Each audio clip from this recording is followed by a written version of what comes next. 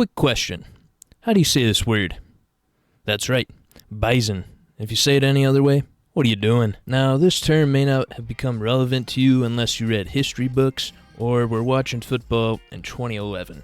Because in 2011, a school from the small state of North Dakota started its now 10-year-plus dominance in the FCS football level. Baba Booey. Yes, I know I'm skipping out on the late 1960s national titles NDSU has in football, but only to focus on the present-time football factory they established within the college ranks. The 2011 football season was looking to build off the impressive quarterfinal appearance in the 2010 FCS playoffs. Returning players such as Marcus Williams, Brock Jensen, and Billy Turner provided major help to the team that just needed to take one more step. 9 straight wins to start the 2011 season for the Bison set them up for success. This included wins against FBS, Minnesota, and at the time, then-ranked number 2 Northern Iowa. However, a sad loss to Youngstown State, but a bounce-back win against Western Illinois saw the 2011 season finish 10-1 and NDSU becoming the number 2 seed in the FCS playoffs, behind now FBS school Sam Houston State. And by beating James Madison, Lehigh, and Georgia Southern, the Bison were in the championship. In the championship game, they met the 1-seed Cougars of Sam Houston State, where they eventually won a somewhat boring 17-6 game. However, this would kickstart to an almost yearly green and yellow wave, arriving to Frisco, Texas, for years to come. Baba Booey. 2012 saw a more dominant year for NDSU, as the offense put up a staggering 5,553 yards of total offense, with Brock Jensen still at the helm. Running backs John Crockett and Samuel Jury were both 1,000-yard rushers, and the defense held opponents to 11.5 points per game behind the backs of Carlton Littlejohn and Marcus Williams. Again, NDSU went 10-1 in the regular season, and again they faced Sam Houston State in the FCS title game. This game was more entertaining with a scoreline of 39-13 in favor of NDSU, making it 2 in a row for the Bison. Baba Booey. Now, 2013 was the year I think the nation started taking notice, because the first game of 2013, this happened. Later, this happened. Oh boy. The head thunder, and as of this moment, the live Bison mascot. Then in January, this happened. North Dakota State has won its 3rd straight FCS championship. Arguably the most dominant season in NDSU's reign of the 2010s, as they finished the season 15-0 with 8 first-team All-Missouri Valley Conference players and 6 second All-Conference players. But with this spotlight and glory came the eventual college football carousel. By this I mean head coach of 11 years, 2003 to 2013, Craig Bohl, took the job as Wyoming's head football coach, where he is still there today. Starting QB Brock Jensen, cornerbacks Marcus Williams and Brian Shepard, wide receiver Ryan Smith, running back Samuel Jury, linebacker Grant Olson, D lineman Levon Perry, Ryan Drevlo, and Cole Jurek, all graduating. Starting offensive tackle Billy Turner being drafted in the 2014 draft, becoming the first NDSU player drafted in the 2010s and 2020s. Baba Booey. A lot of change for 2014, with newly promoted defensive coordinator Chris Kleiman becoming the new head football coach, and this college junior becoming the new starting quarterback. Scouts in here already multiple times, taking a look mainly at Kyle Emanuel, and they told the coaching staff, you know who your best player is? It's your quarterback, number 11. He has NFL talent. There isn't any question about it. Oh yeah, the home state kid Carson Wentz finally arrived for his first full season as starting quarterback, and he did not disappoint. Wentz passed for 3,111 yards with 25 touchdowns and a 64 completion percentage, also adding 642 rush yards and 6 rushing touchdowns. The offense ran for nearly 4,000 yards through players such as senior John Crockett, sophomores King Frazier, and Chase Morlock. The new defensive pieces held opposing offenses to 155 yards passing per game, with Buchanan Award-winning Kyle Emanuel having one of the most dominant seasons I've ever seen by a defensive end. Emanuel had a staggering 32.5 tackles for loss and 19.5 sacks. With all these accomplishments, the Bison finished the regular season 11-1 with a win at Iowa State, but a loss at Northern Iowa against David Johnson, meaning they got the 2 seed in the FCS playoffs again. However, close wins against South Dakota State, Coastal Carolina, as well as a blowout against Sam Houston State, saw the Bison play Illinois State in the title game. And with a minute 35 left in the fourth quarter, being down 27-23, the home state kid led the team for one last drive. Wentz over the middle. He's got Urzendowski. Low snap. Here's the blitzer. Urzendowski again gets the corner. And Wentz hit as he throws it. Urzendowski makes the cut. And Wentz is going to keep it. Wentz into the end zone. Over the middle in traffic. And they say it's intercepted by North Dakota State. Lee Thornton. R.J. Urzendowski and Carson Wentz both became NDSU legends because of that drive, and the Bison won their 4th straight title. Kyle Emanuel got drafted, 8 players got all-conference first team, and second all-time in rush yards player John Crockett graduated. Baba Booey. 2015 had high expectations for Wentz. Coming off that great 2014 year, scouts were starting to take notice. But unfortunately, Wentz suffered a broken wrist, and the Bison lost to South Dakota. Everyone was about to doubt NDSU's season as they were 4-2 in their first 6 games, still having to play a ranked Indiana State and Youngstown State. Redshirt freshman Easton Stick was now starting QB for the team, but he still had playmakers Urzendowski, Frazier, and Vra, along being behind a solid O-line that consisted of Joe Haig and Zach Johnson. With this foundation, Stick won the last 5 conference games, getting to a 9-2 record, as well as wins in the playoffs against Montana, Northern Iowa, and Richmond, as being the 3 seed. And wouldn't you know it, the Bison were back in the championship game against now FBS school Jacksonville State. Guess who also came back in time? Measurable, 6'6", 235. He's a North Dakota kid. He was the MVP.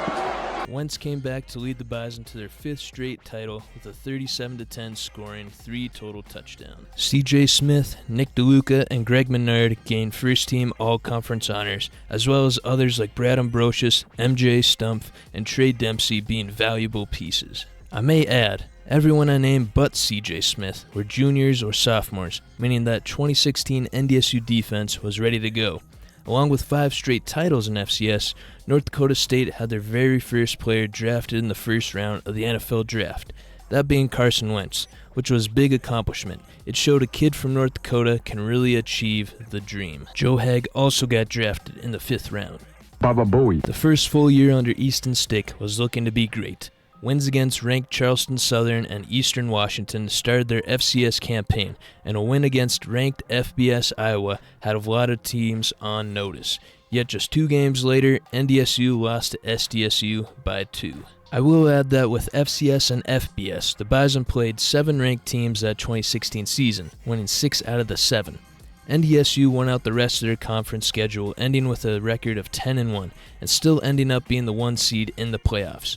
Wins against San Diego, revenge against SDSU got NDSU to the semifinals against James Madison, a moment that stopped the state entirely. Hard-fought game by both teams.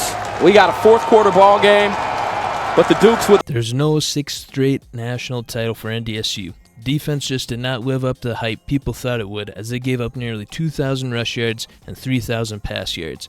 And to add insult to injury, all of these impactful players graduated after the 2016 season. Baba Booey.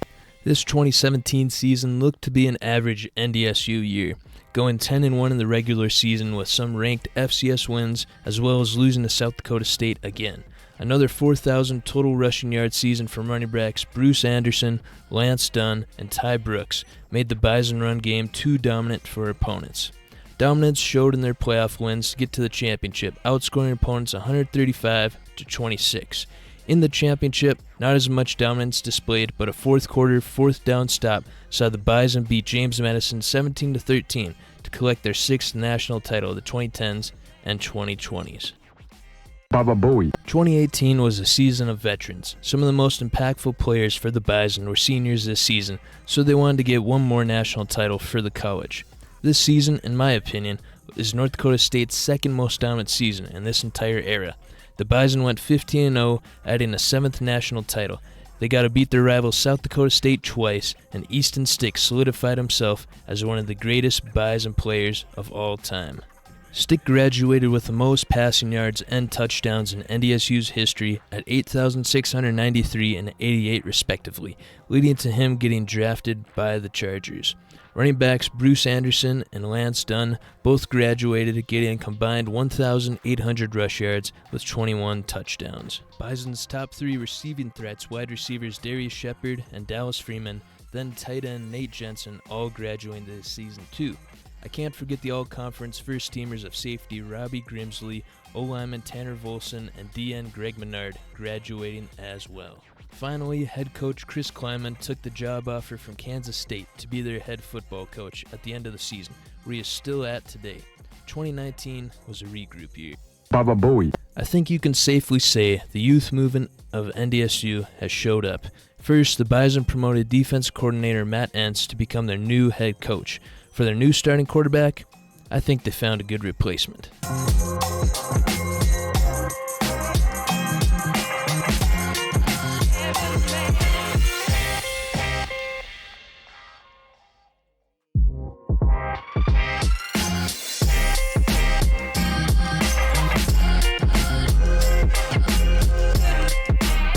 That's right, Trey Lance was starting for the Bison. He also had young weapons such as Christian Watson and Phoenix Sproles to throw to, and having experienced backs Ty Brooks and Adam Cofield to lean on. Lance also put up an amazing 1,100-yard rushing season to go along with his 2,750 passing yard season, getting scouts to notice him. Jabril Cox was the leader of the defense, as well as sophomores Michael Tootsie, James Kazor, and Jackson Hankey, making impacts on the defense as well. This ranks as my third most dominant season for the Bison. They went 16-0 for the first time with playoff wins against Nicholls State, Illinois State, Montana State, and James Madison, where it once again came down to a one-score game. On James Madison's final drive with 8 seconds left, defender James Hendricks picked off Ben DiNucci to secure the Bison's 8th national title in the era. Baba Booey. 2020 saw a lot more happen than the obvious. But I can't forget, linebacker Derek Tuska got drafted. 10 games only got played for the Bison, with almost all but one played in the spring. That one game they didn't play in the spring was a tune-up game for Trey Lance, as he was getting ready for the draft. The defense was not up to par compared to past seasons, as they gave up 19 points a game, leading the Bison to lose out in the quarterfinals of the playoffs to Sam Houston State. I would like to say that the missed leadership of Jabril Cox was one problem, as he transferred away to LSU, and he played great there. Anyways, weird year. But Trey Lance, Dylan Raduns, and Jabril Cox got drafted in 2021 draft, with Lance becoming just the second NDSU player ever taken in the first round. Baba Booey. Now with Lance gone, Virginia Tech transfer from 2020 Quincy Patterson and sophomore Cam Miller stepped in the starting QB battle. Patterson started the first 6 games and won, but struggled passing-wise. A game against Missouri State saw the tide swing as Cam Miller became starter after that game.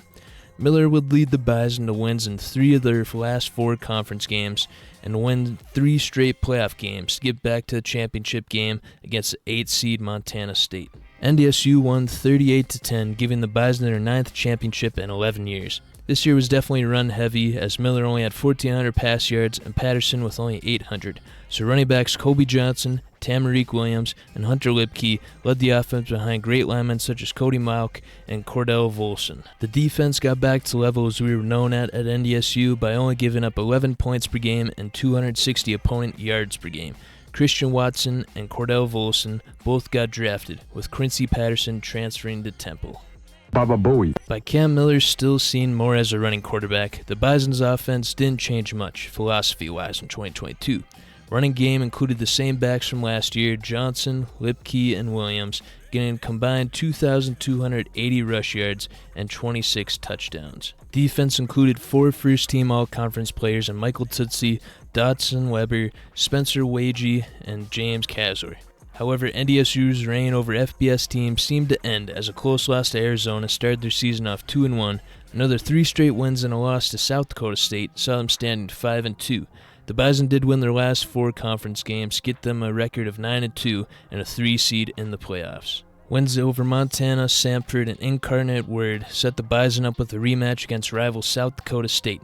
This time, SDSU got the better of NDSU. The Bison lost 45-21. A positive from the season is that Cody Malk, a home state kid, efforts got him drafted.